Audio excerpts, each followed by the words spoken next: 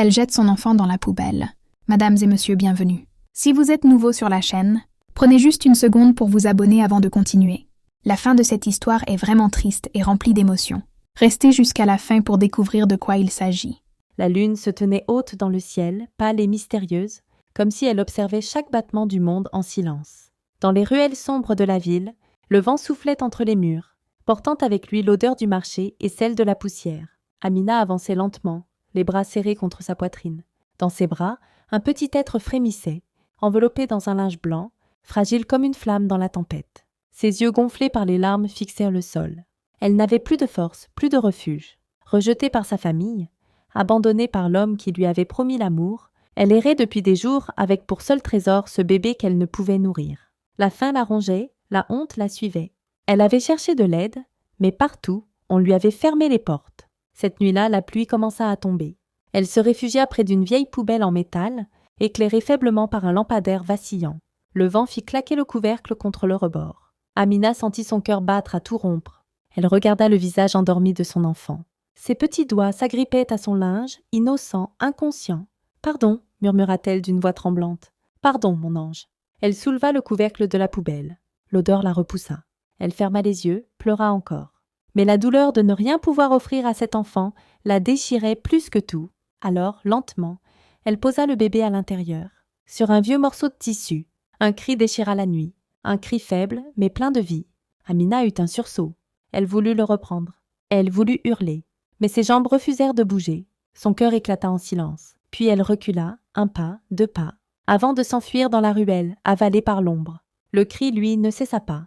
Il traversa la pluie, monta vers le ciel, comme un appel. Et c'est peut-être ce cri que Mariama entendit. Mariama vivait seule depuis des années. 32 ans, le regard fatigué, mais le cœur doux. Ce soir-là, elle sortit jeter ses ordures sous la lune voilée. En s'approchant du bac, elle entendit le cri. Elle s'arrêta, écouta encore. Puis souleva le couvercle. Son souffle se coupa. Là, au milieu des détritus, un bébé gigotait, trempé, grelottant, vivant. Mariama sentit ses mains trembler. Elle prit l'enfant contre elle, le couvrit de son foulard. Le bébé cessa de pleurer. « Tu ne mourras pas ici, petit ange » murmura-t-elle. « Pas ce soir. » Et tandis qu'elle s'éloignait dans la nuit, une silhouette la regardait de loin, les larmes aux yeux. Amina disparut dans l'ombre. Et la lune, témoin muet, éclaire ce moment où un destin venait de changer. 20 ans s'étaient écoulés, depuis cette nuit où le destin avait réuni Mariama et ce petit être abandonné. Le garçon avait grandi sous le nom de Samuel, un prénom choisi par son père adoptif, Idriss, pour rappeler celui qu'on avait offert à Dieu après une longue attente. Dès son enfance, Samuel montra quelque chose d'étrange. Il ne pleurait presque jamais, observait beaucoup et semblait comprendre des choses que même les adultes ignoraient. Mariama l'adorait.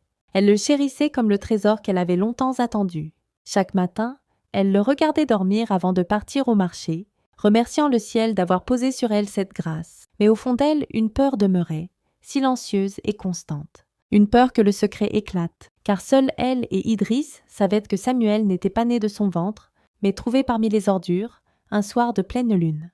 Ils avaient juré de ne jamais rien dire, pour ne pas troubler son avenir. Samuel grandit dans la discipline, la curiosité et la bonté. À 10 ans, il aidait déjà les malades du quartier, apportant de l'eau, des feuilles médicinales, des pansements improvisés. Les anciens disaient « Cet enfant a des mains bénies, là où il passe, la douleur s'endort ». Mariama souriait à ces mots, le cœur serré de fierté, mais aussi d'un mystère qu'elle portait comme une croix. Un soir, alors que la pluie battait les toits de tôle, Samuel entra dans la maison, trempé, tenant un petit oiseau blessé. Il l'avait trouvé dans la boue. « Il va mourir », dit Idriss en secouant la tête. Samuel s'assit, prit le petit corps dans ses mains et resta silencieux, les yeux fermés. Quelques minutes plus tard, l'oiseau bougea faiblement, puis battit des ailes et s'envola. Mariama resta figée. Idriss bouche bée. « Tu es né sous une étoile puissante, mon fils », murmura Mariama. Samuel sourit sans comprendre. Les années passèrent, et le garçon devint un jeune homme, intelligent, calme et passionné par la vie. Il entra à l'université, choisi en médecine. Il voulait soigner, sauver, réparer. Mariama priait jour et nuit pour lui, mais chaque fois qu'elle le regardait, un frisson la traversait.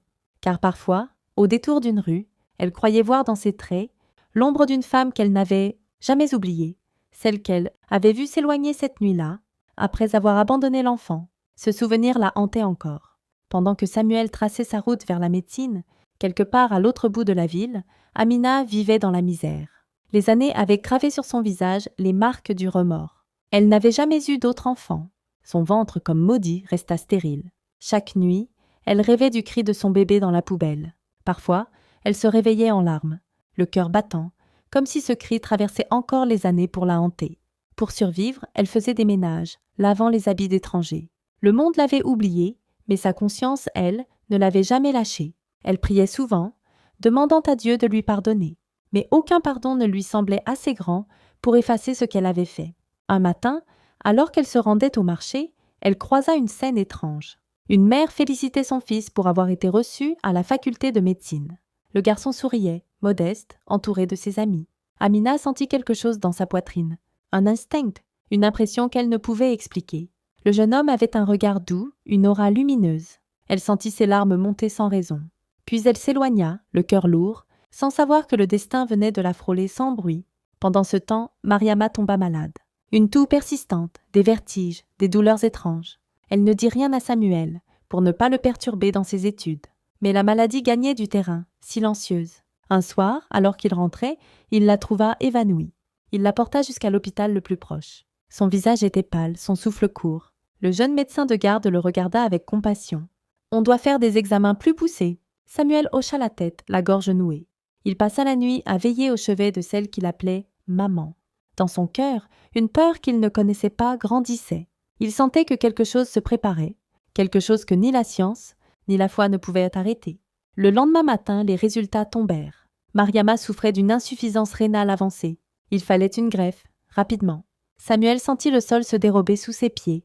Il proposa d'être donneur, mais les tests prouvèrent qu'il n'était pas compatible. Le jeune homme s'effondra. Il se sentit impuissant, inutile, vide. Idriss, lui, pleurait en silence. La maison autrefois remplie de rires devint un lieu de prière et de gémissement. Mariama, allongée, serrait la main de son fils adoptif. Elle savait que la vérité approchait, comme une vague qu'on ne peut retenir. Une nuit, alors que tout dormait, elle appela Idriss. Sa voix était faible, presque un souffle. « Si je ne me réveille pas demain, promets-moi de lui dire la vérité. » Idriss la regarda bouleversée. « Non, ne dis pas ça. » Mais elle insista. « Il a le droit de savoir. Ce n'est pas mon sang, mais il est mon fils.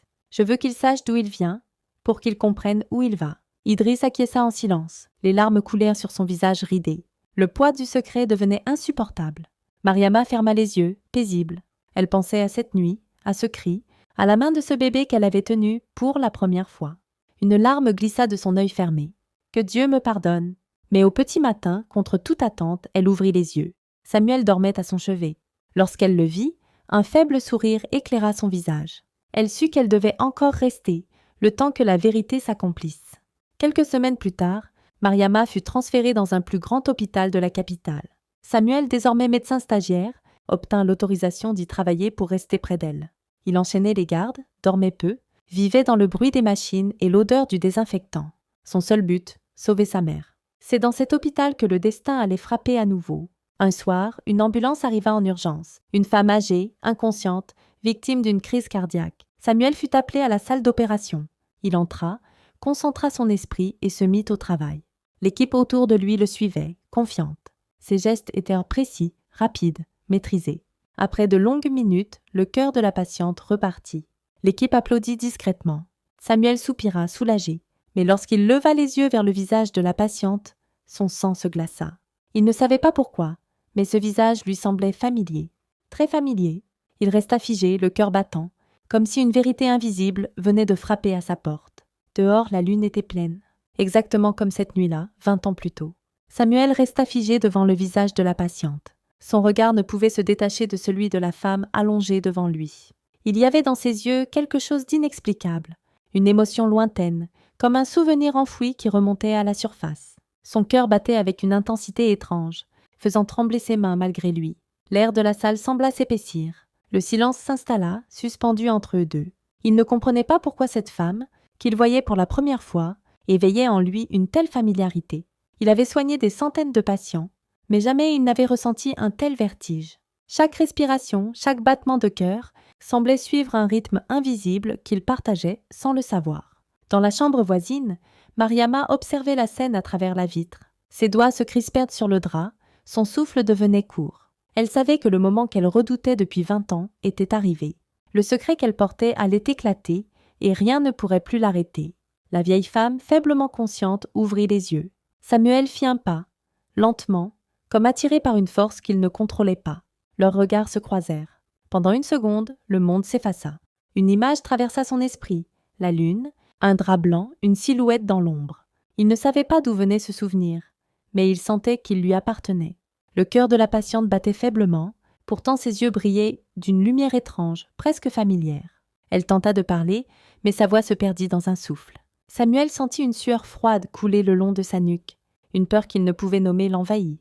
Mariama entra doucement dans la pièce. Elle posa une main sur l'épaule de Samuel. Ce simple geste fit vibrer tout son être. Elle le regarda droit dans les yeux, la voix tremblante. « Samuel, il est temps que tu saches tout. » Il la suivit dans une salle vide, le cœur serré. Là, Mariama prit une longue inspiration. Ses mots sortirent comme une confession. Elle lui parla de cette nuit où elle avait trouvé un bébé dans une poubelle, enveloppé dans un linge blanc, de la jeune femme désespérée qui l'avait abandonnée, de l'amour qu'elle avait eu pour cet enfant dès le premier regard. Samuel resta muet. Chaque phrase pesait comme une vérité impossible. Ses jambes tremblaient, son âme se divisait entre gratitude et douleur. Quand Mariama eut fini, il sentit son monde basculer.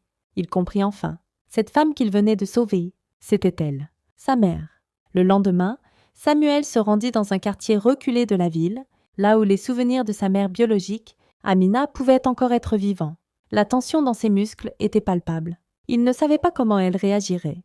Il se rappelait cette nuit d'ombre et de désespoir, le drap blanc, les pleurs d'un bébé qu'il avait été. Et maintenant, il devait faire face à cette femme, 20 ans plus tard. Il trouva Amina vivant, modestement dans une petite maison délabrée. Elle travaillait toujours comme femme de ménage, la fatigue marquée sur son visage.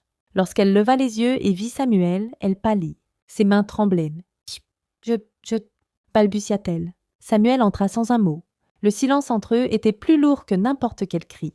Puis il parla doucement. « Je suis ton fils. » Amina se figea. Ses yeux se remplirent de larmes. Elle ne savait pas comment réagir.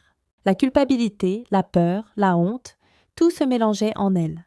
Elle pensait qu'il ne la reconnaîtrait jamais, qu'il lui en voudrait pour toujours. Mais Samuel ne montra ni colère ni haine. Ses yeux brillaient d'une lumière calme, profonde. Il tendit la main. Amina la prit, tremblante. Les larmes coulaient sur ses joues. Et dans ce geste simple, un pont fragile mais puissant se forma entre eux. Samuel resta plusieurs heures, écoutant les récits d'Amina, les explications de ce geste qu'elle n'avait pas su éviter. Il entendait sa douleur, sa misère, ses regrets. Et peu à peu, dans son cœur, un sentiment de pardon commença à naître. Le temps et la vie avaient tissé leurs fils invisibles. Et maintenant, il voyait le motif entier. Quelques semaines plus tard, Mariama, Samuel et Amina se retrouvèrent ensemble pour la première fois. La maison de Mariama était remplie de silence et d'émotion. Les larmes coulaient, les mains se serraient. Les histoires du passé se mélangeaient avec le présent. Samuel voyait en Amina la femme qu'il n'avait jamais connue mais qu'il pouvait aimer malgré tout. Mariama regardait la scène avec un mélange de fierté et d'appréhension. Elle savait que son rôle de mère adoptive n'était jamais menacé, mais que la vérité devait trouver sa place. Les jours suivants, Samuel continua de visiter Amina. Il parlait, riait parfois, pleurait souvent. Les souvenirs douloureux s'estompaient, remplacés par la découverte mutuelle. Chaque geste, chaque mot était un pas vers la guérison. Samuel comprit alors que la vie avait un rythme mystérieux, parfois cruel, parfois juste, et que l'amour pouvait surgir là où l'on attendait le moins.